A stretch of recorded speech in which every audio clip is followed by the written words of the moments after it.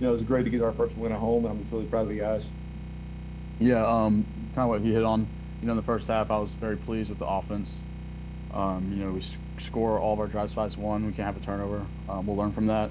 But then in the second half, we got to be better. We can't take the foot off the gas, because going on in the future, if we do that, then the team can sneak back in. We just need to play really good football all 4 quarters, but the defense played phenomenal, and that's what really helped us win today.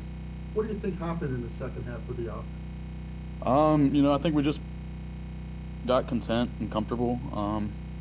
We were up 24-0, which is a positive, but you'd like to score or end every drive with points, and once we got to 24, we didn't do that.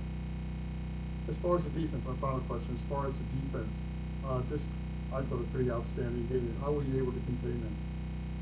We just saw on film that they were kind of rotating quarterbacks, trying to figure out who they wanted to go with, and we knew they had some pretty good running backs, and their offensive line was pretty good. So we just had to make sure we could stop the run and kind of hold them to one dimensional throwing the ball because that's not something they do very well. But we just played really good complementary football on defense. Everybody was making their plays.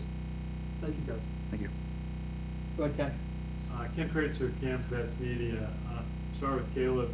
Just defense is making plays. How important again was it to stop their first possession? Jack Bosom made a pressure that forced the punt.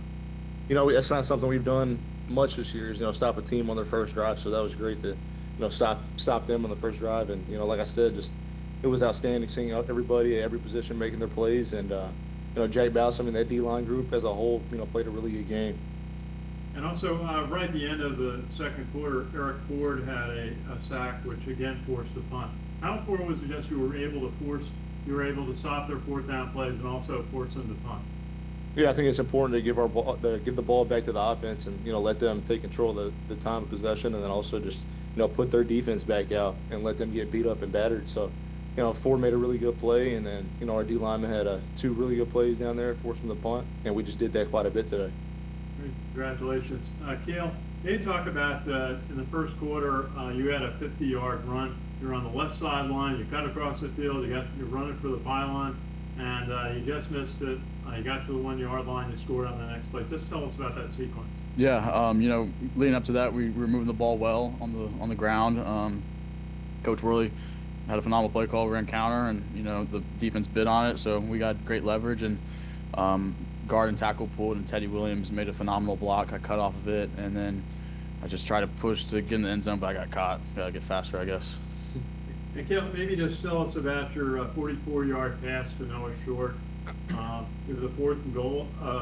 Then you got at fourth and goal at the 1, and you scored on the 1 yard run. Tell us about that sequence. Yeah, that drive, the fact that we ended a touchdown was huge. We got behind the chains, which we don't need to do that.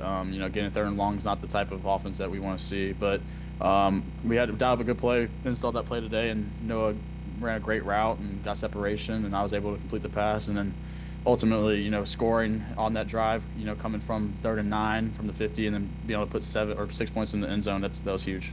I got to ask you just the last question. To go 14-0 up, you had a 17 play drive, 10:51, 85 yards. You had 6 different ball carriers. Carson Smith scores. You had 40 yards on the drive. Just tell us about what it was like to keep that momentum and rhythm going. Yeah, that was huge. That's Army football right there. That's Black Flag. That's Army's offense, and that type of drive is we need to put those together all the time.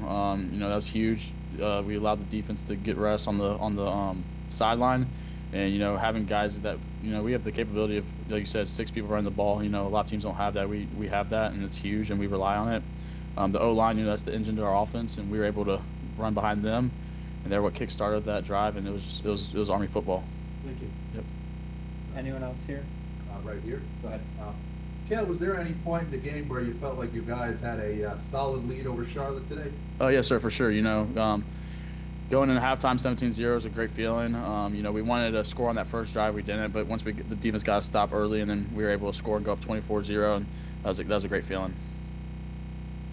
Go ahead, Sal. Cale, how much was the game plan centered around imposing your will on offense? Because it seems like you were ready and willing to grind out drives today. Yeah, I think I hit on this earlier. Me and Decole, we both do a great job of practicing and practicing as if it's a game and putting ourselves in game situations. You know, it wasn't until Friday that I was got told by Coach Roy that I was going to be the guy. But you know, it's practice. You know, there's peace in preparation. And when you practice as if you're a game, you know, when your numbers call, it's good. Coach Roy likes to run the quarterback. You know, we have great B-backs that can run the ball or block. We have great offensive line, and you know, when we're getting 5 to 6 yards of carry, it's just why not? You know, keep going. Anyone else here? Go to Zoom.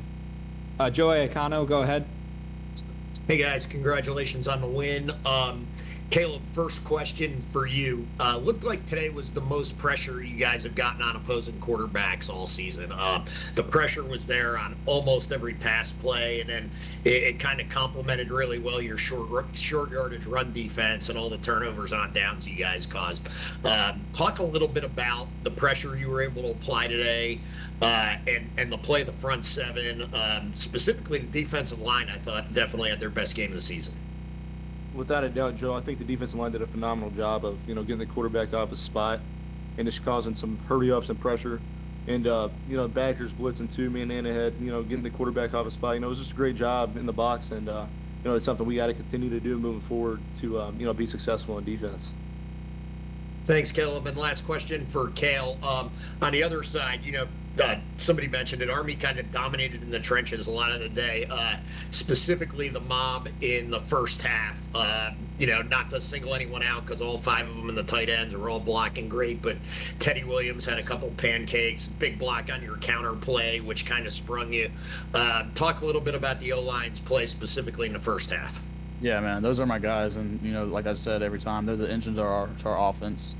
They're phenomenal. You know, last year they got voted the best O-line in the country, and you know, I wouldn't put it past them this year as well. You know, those guys, all 5 of them are incredible. Our tight ends are incredible, and they just impose their will. You know, and when they're moving the D line and creating a new line of scrimmage 4 or 3 yards off the ball, it's an awesome feeling. I love running behind each and every one of them, and you know, they're awesome. Thanks, guys. Ken McMillan. Cale, could you talk about the efforts of Carson Smith and Briggs Bartosh and what they offered today?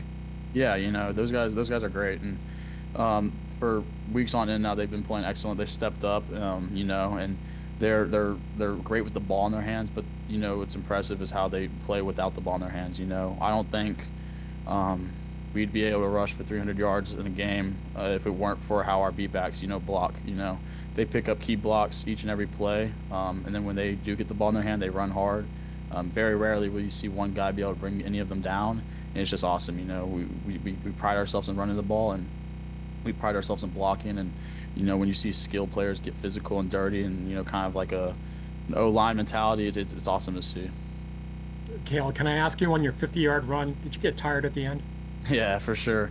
I got tired, and then Coach really was in my ear yelling to get back on the ball because we knew we were just going to run it down the throat. And Caleb, how important is it to not only get the win, but the nature of the win heading into the Tulane matchup? I think it's good momentum, and it's, you know, it's really good go into a tough game, as Tulane's going to be a really hard one for us with a win. And you know, I think it's going to be a really hard week of practice and good preparation in order for us to compete against Tulane. And it's just awesome to finally get our first win at home. Thank you. Mr. Guzman, do you have a question? Sure. How do you set the tone as captain of the team? Man, that's a loaded question, big dog. I think it's important to know that everybody's got to, you know, execute and make their plays when it comes to them, but also just, you know, knowing that they don't just do it for themselves, but they do it for the person beside them, because that's ultimately what it's about when you play here in Army. Good question, big dog. Cool. You guys are all set. Thank you. Thank you.